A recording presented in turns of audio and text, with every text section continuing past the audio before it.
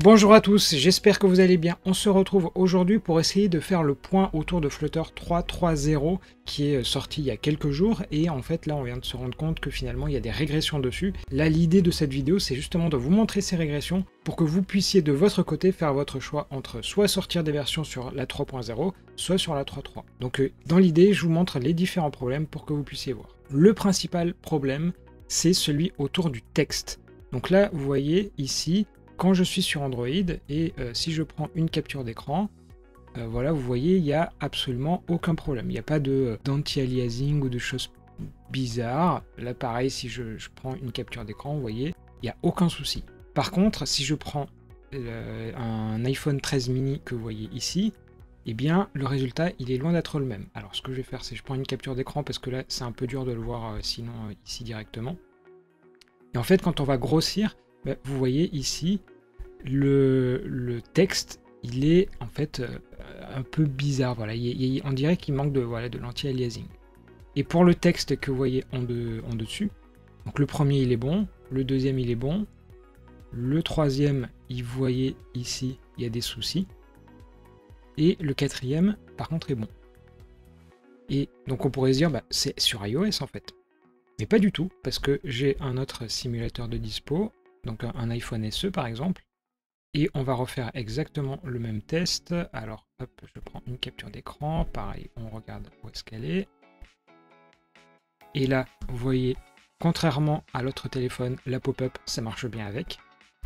Et pour ce qui est du texte, donc le premier c'est bon, le deuxième c'est pas bon, le troisième c'est bon, et le quatrième c'est pas bon. Donc vous voyez, ça va totalement dépendre de ce qui du téléphone, et a priori ça dépend en fait de la densité du téléphone. Et en l'occurrence, en lisant le ticket, lui vous voyez, il parle d'Android.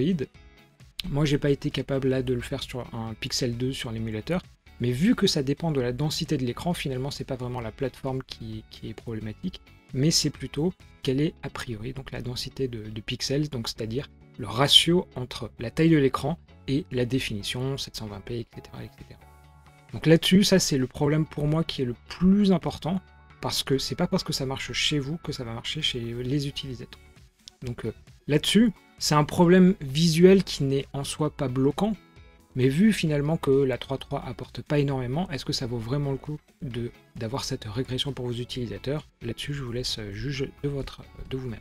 Le deuxième problème, moi j'ai pas été capable de le reproduire, c'est a priori au niveau du scroll, il y aurait maintenant une certaine latence. Et en fait, ce qu'ils expliquent, c'est que, donc c'est expliqué là-dessus, et je vais vous zoomer un peu pour que vous puissiez mieux voir. A priori, maintenant, ce qui est expliqué, c'est que, en fait, maintenant, Flutter attend le prochain VSync, donc c'est-à-dire la prochaine frame, quand vous scrollez. Alors que normalement, on le fait direct de scroller. Donc là, ce qu'ils expliquent, c'est ce qui est attendu, donc c'est à gauche, pardon, c'est à droite, donc on va regarder. Donc on voit très bien que au fur et à mesure qu'il scrolle, eh bien ça fonctionne bien. Par contre, à gauche, vous allez voir que à chaque fois, il y a un petit délai, et ce délai, c'est justement le VSync d'après, donc la frame d'après. Donc comme je vous ai dit, moi j'ai pas été capable de le reproduire, autant sur Android que sur iOS. Ensuite, sur ce même sujet, il y a cette fameuse vidéo, mais moi j'ai tendance à un peu la remettre en doute. Donc en fait, ce sont deux iPhones. En haut, c'est une application, c'est l'application qui est sortie avec Flutter 3.3, et en bas, c'est une application Swift native. Mais là-dessus, j'ai tendance à me méfier un tout petit peu, parce que si vous regardez bien, voilà. En fait, dans la nouvelle application qui est sortie, ça utilise une Google Maps, une carte Google Maps, et en l'occurrence, généralement, quand il y a des plateformes view sur Flutter, c'est pas super fluide. Donc je me demande s'il n'est pas un peu en train de mélanger un peu tout ça. Moi, je me méfierais de ce point de vue-là. Par contre, ici, vous voyez, c'est presque scientifique en tant que tel. Donc voilà, on se dit, là-dessus, il doit y avoir un problème. Donc ça, c'est les deux infos qui ont en fait un peu émergé côté Reddit. Ce que j'ai fait moi ensuite, c'est que je suis allé sur le GitHub de Flutter pour essayer de voir justement qu'est-ce qu'il y avait comme problème trouvé dans la 3.3, et j'ai mis uniquement ceux qui sont qualifiés de régression, et de type sévère d'ailleurs. Donc là-dessus, il y a 5 bugs qui sont ouverts, et finalement, il n'y en a que 3 moi, que j'ai trouvé vraiment bloquants parmi ces 3. Le premier, c'est celui qui consiste à utiliser des assets Et ça ne va fonctionner en fait que lorsque vous faites des tests. Donc en soi, si vous balancez votre appli en prod, ce problème-là, vous ne l'aurez pas. Mais juste, je vous le montre ici.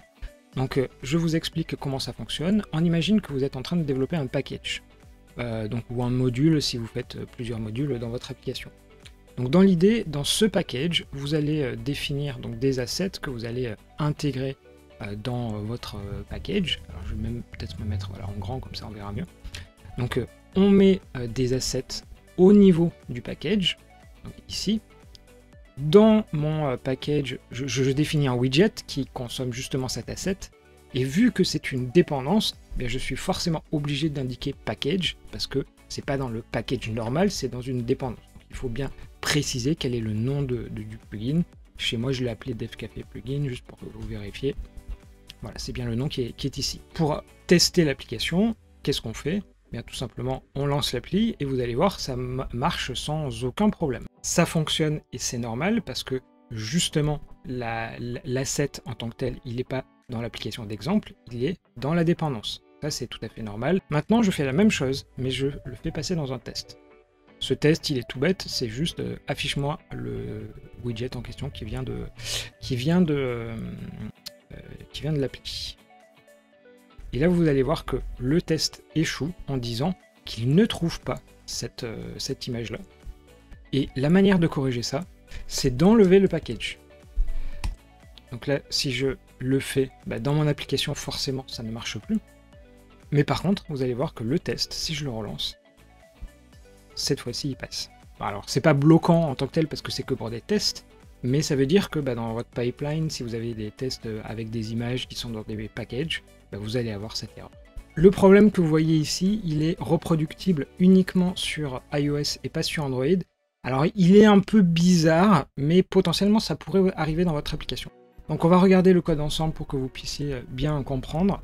Donc, l'idée, c'est en fait, quand vous êtes dans ce cas assez précis, c'est-à-dire que vous avez un container qui fait une taille de 0 à un moment donné. Donc ça, typiquement, c'est dans une animation. On va dire que l'animation au début, elle est à 0, et ensuite, votre contenu, il va grandir. Et si, à l'intérieur de ce container, vous lui donnez des autres tailles qui sont différentes, eh bien, il va arriver à planter, non pas sur Android, mais sur iOS. Donc je vous montre le code qui plante normalement. Donc voilà, c'est si vous indiquez exactement ce que je vous montre ici, et vous terminez par une scroll view, ça va planter. Donc là, je suis sur Android, je lance l'appli, il ne se passe rien. Donc là, je prends le code qui ne plante pas encore. Donc vous voyez ici, je le déploie sur le SE qui est juste là. L'application vient d'être déployée sans aucun problème. Maintenant, si je rajoute la single chain scroll view, vous allez voir, immédiatement, l'application, elle va crasher. Là-dessus, ça ne le fait que sur iOS, mais pas sur Android. Et donc voilà, le cas très très précis, c'est quand vous avez une taille de 0 et en tant que parent, et ensuite qu'à l'intérieur, vous forcez une autre taille, et à l'intérieur qui lui-même a une single child scroll view. Donc c'est vraiment un truc assez particulier comme manière de faire. Donc bon, a priori c'est assez marginal, mais en tout cas, comme vous le voyez, ça fait crasher l'application. Ce dernier point, il est relativement embêtant, je trouve, parce que c'est autour de la bibliothèque qui s'appelle Cached Network Image, et qui fait carrément planter l'application, que ça la fait crasher. Alors là-dessus, il y a un seul exemple qui est donné, et c'est en mode profile, mais a priori c'est bien aussi en prod, en release, que le problème survient. Et a priori, si on regarde bien, ce qui est indiqué comme solution de manière temporaire, c'est au niveau de l'error listener, si vous en utilisez un. Voilà. Comme workaround, ils indiquent qu'il faut bien s'assurer qu'il y ait toujours un listener qui soit donné et que ce ne soit pas à nul, parce que sinon ça va planter. Voilà, donc j'ai essayé de vous présenter un peu tous les bugs qui ont été remontés sur la 3.3. Pour moi, au final, le plus important de tous, c'est celui au niveau du texte. Donc c'est à vous de décider, est-ce que cette régression visuelle, elle est importante ou pas. Pour ce qui est du scroll, a priori, donc comme de manière scientifique, c'était montré là, il y a un problème. Moi, le conseil que je vous donnerai, c'est tout simplement d'attendre, de ne pas utiliser cette 3.3.0 en prod. Pour vos tests, allez-y, mais pour la prod, attendez. Pourquoi? Parce que généralement, chaque fin de semaine, il y a des nouvelles versions de Flutter qui sont publiées. Donc normalement, c'est en bêta, mais a priori, pour la stable, ça va arriver un peu pareil. Est-ce que ça va être à la fin de cette semaine? C'est peut-être un peu court, parce qu'il y a quand même plusieurs soucis. ou alors est-ce que ce sera dans les jours à venir, à voir. En tout cas, moi de mon côté, j'essaierai de vous tenir au courant de toutes ces informations-là. Et on va du coup s'arrêter là pour cette vidéo. Si vous l'avez aimé, entre guillemets, n'hésitez pas à rajouter un petit like pour que les gens puissent justement la découvrir. N'hésitez pas à vous abonner à la chaîne, comme ça je pourrai vous dire dès que tout sera corrigé. Sinon, moi je vous dis à bientôt pour de prochaines vidéos.